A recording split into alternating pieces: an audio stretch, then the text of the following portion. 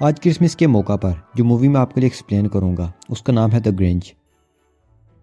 Movie का start एक town से होता है जो बहुत ही खूबसूरत है। वहाँ सब लोग इंसानों की तरह दिखाई देते हैं सिवाय ग्रिंच के। टाउन में सब लोग बहुत खुश हैं क्योंकि क्रिसमस का त्यौहार आ रहा है। बच्चे बहुत खुश होते हैं कि सेंटा क्लॉज उन्हें गिफ्ट देंगे। अब हम देखते हैं ग्रिंच को जो बहुत एंग्री रहता है। वो किसी से भी अच्छे से बात नहीं करता। वो एक गार में रहता है। उसने टेक्नोलॉजी की मदद से काफ़ी चीज़ें बनाई हैं जो काम करने में उसकी हेल्प करती हैं और ग्रिंच का डॉग उसके सारे काम करता है। ग्रिंच टाउन से दूर एक केव में रहता है। वो टाउन तब जाता है जब उसका राशन ख़त्म हो जाए। तो आज उसके पास राशन ख़त्म है और वो टाउन जा रहा है। वो अपने डॉग से कहता है कि अगर कोई तुमसे प्यार से बात करे तो तुम उसे काट लेना। जब वो टाउन पहुंचता है तो देखता है कि सब लोग खुश हैं और टाउन डेकोरेटेड भी है। तो चलते चलते उसके सामने जो चीज़ आती है वो उन्हें ख़राब करते हुए मॉल में पहुंच जाता है। वहां वो एक लेडी को तंग करता है। लेडी को कैन चाहिए होता है जो ऊपर रखा होता है। ग्रिंच कैन उठाता है।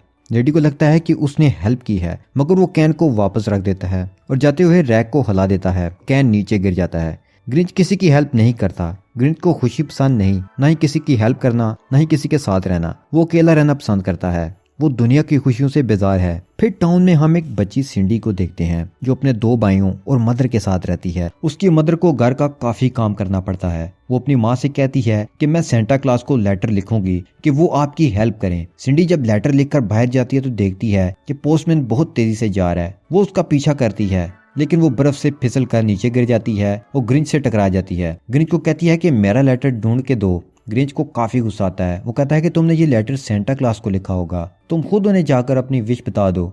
ये कहकर ग्रिंच वहां से चला जाता है। सिंडी घर आकर अपनी मॉम से कहती है कि वो नॉर्थ पोल जाकर सेंटा को अपनी विश बताएगी। उसकी मॉम कहती है कि वहां पहुंचने में तुम्हें 1 मंथ लग जाएगा, फिर क्रिसमस भी खत्म हो जाएगा, इसे जाने का कोई फायदा नहीं। सिंडी प्लान करती है कि क्रिसमस नाइट में जब सेंटा आएंगे तो वो उन्हें पकड़ने के लिए ट्रैप लगाएगी। जब वो उन्हें पकड़ लेगी तो वो उनसे अपनी विश मांगेगी। फिर हम ग्रिंच को देखते हैं जो एक बड़ी चट्टान के ऊपर से टाउन को देख रहा है। सब लोग खुशियां मना रहे हैं। उसे अच्छा नहीं लगता। वो अपने डॉग के साथ चेस खेलने के लिए रूम में चला जाता है। वो चेस खेल रहे होते हैं कि उनके घर की चीजें हिलना शुरू कर देती हैं। वो बाहर निकलते हैं तो देखते हैं कि उनका नेबर एक बहुत बड़ा क्रिसमस ट्री लेकर टाउन में जा रहा है। ग्रिंच को बहुत गुस्सा आता है। वो इरादा करता है कि वो इनका ट्री डिस्ट्रॉय कर देगा और क्रिसमस पर लोग खुश हों। ये ग्रिंच को भला कैसे मंजूर हो सकता था। वो ट्री को डिस्ट्रॉय करने के लिए कैनन बनाता है जिसमें वो बर्फ के गोले इस्तेमाल करने वाला था। वो कैनन को फिक्स करता है लेकिन उसका बैलेंस आउट हो जाता है। वो पीछे की तरफ फिसलने लगता है लेकिन किसी तरह से ग्रिंच काबू पा लेता है। अब वो उस जगह आ जाता है जहाँ बर्फ के गोले फिक्स होते हैं। कैनन अपने आप चलती है। वो ग्रिंच वहां से क्रिसमस ट्री पर गिर जाता है। वो किसी तरह से ट्री से नीचे आता है और देखता है कि सब लोग बहुत ही खुश हैं जिससे वो और उदास हो जाता है।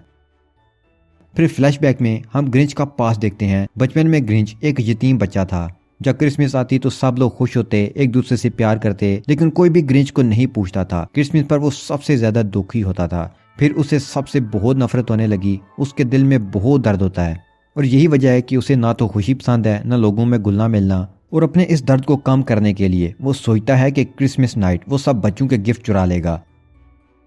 वो अपने नेबर्स की स्लेड चुरा लेता है और साथ में एक रेनडियर लाता है। वो स्लेड और रेनडियर को लेकर टाउन की तरफ जाता है तो वो रास्ते में रुक जाते हैं क्योंकि रेनडियर को अपनी फैमिली मिल गई थी। वो रेनडियर को आजाद कर देता है ताकि अपनी फैमिली के पास चला जाए। फैमिली ना होने का दुख बहुत अच्छे से समझता है क्योंकि वो अकेला था, उसकी कोई फैमिली नहीं थी। अब उसका डॉग रेनडियर की जगह उसका स्लेड खींचता है। वो टाउन में जाता है और अपने गैजेट की मदद से सब बच्चों के गिफ्ट चुरा लेता है। अब यहाँ से वो सिंडी के घर जाता है और सिंडी के बनाए हुए ट्रैप में फंस जाता है। सिंडी उड़ जाती है और समझती है कि सेंटा आए हैं क्योंकि ग्रिंच का गेटअप सेंटा वाला था। सिंडी अपनी विश बताती है मगर ग्रिंच इनकार कर देता है। यह सुनकर सिंडी बहुत उदास हो जाती है। जाते जाते ग्रिंच सारे टाउन के डेकोरेशंस भी चुरा लेता है। अब ग्रिंच डॉग से कहता है कि मुझे उस छोटी बच्ची के लिए बहुत सैड फील हो रहा है। अब उनका काम खत्म हो चुका था तो वो वहां से चले जाते हैं। सुबह जब टाउन के लोग उठते हैं तो वो देखते हैं कि किसी के लिए कोई भी गिफ्ट नहीं है और सारी डेकोरेशन भी गायब है। सब परेशान हो जाते हैं। सिंडी अपनी मॉम को कहती है कि ये सब मेरी वजह से हुआ है। मैंने ही सेंटा को पकड़ने के लिए ट्रैप लगाया था और वो उससे नाराज हो गए हैं। उसकी मॉम उसे तसल्ली देती हैं कि ऐसा कुछ भी नहीं है। क्रिसमस का मतलब गिफ्ट लेना नहीं है बल्कि एक साथ खुशियां मनाना है और मेरी सबसे बड़ी खुशी तुम हो। ग्रिंच को दिखाया जाता है जो सारे गिफ्ट्स और डेकोरेशन को चुराकर स्लेड को एक ऊंची टान पर ले जाता है। टाउन में सब लोग एक दूसरे का हाथ पकड़कर क्रिसमस सॉन्ग गा रहे हैं। ग्रिंच स्लेड को नीचे फेंकने वाला होता है कि क्रिसमस सॉन्ग की आवाज आती है वो अपने दूरबीन से देखता है कि सब लोग सॉन्ग गाकर क्रिसमस मना रहे हैं। वो बहुत ही खुश हैं। वो अपनी आंखें बंद करके फील करना चाहता है कि इस सॉन्ग में ऐसी क्या मैजिकल पावर है। वो अपनी आंखें बंद करता है और खुद को उनके साथ फील करता है।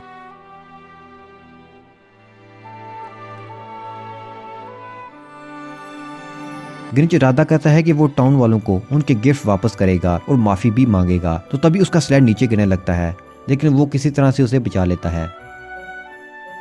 अब वो टाउन आ जाता है, सब लोगों को बताता है कि ये सब मैंने किया है, माफी मांगता है और गिफ्ट्स वापस भी करता है। और यहाँ से वापस अपनी केव में आकर वो पहली दफा अपने डॉग को गिफ्ट देता है। उसका डॉग ये देखकर बहुत खुश हो जाता है। वो अपने घर में होता है कि डोर बेल बजती है। वो डोर ओपन करता है तो सामने सिंडी है। वो उसे डिनर के लिए इनवाइट करने आई है, मगर वो इनकार कर देता है। सिंडी कहती है कि आप हमेशा अकेले डिनर करते हैं, आज हमारे साथ करके देख लें, मैं अकेलेपन का दुख समझती हूँ। फाइनली वो मान जाता है।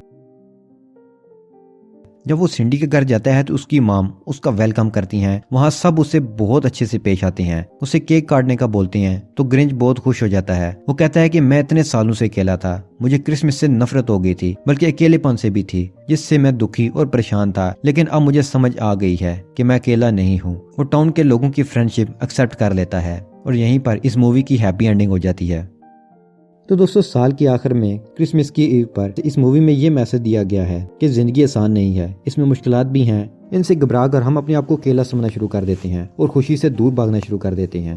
हालांकि खुशी हमारे आगे पीछे होती है। जिंदगी बहुत छोटी है, हमें छोटी छोटी खुशियों को तलाश करना चाहिए और दूसरों की खुशी में भी खुश रहना चाहिए। और उनकी खुशी में शरीक होकर हम अपनी खुशी का आसमान भी पैदा कर सकते हैं। इससे दूसरों को खुश देकर खुद भी खुश हों और उनकी खुशियों में शामिल होकर अपनी खुशी में भी इजाफा करें। तो इसी मैसेज के साथ अल्लाह हाफिज़।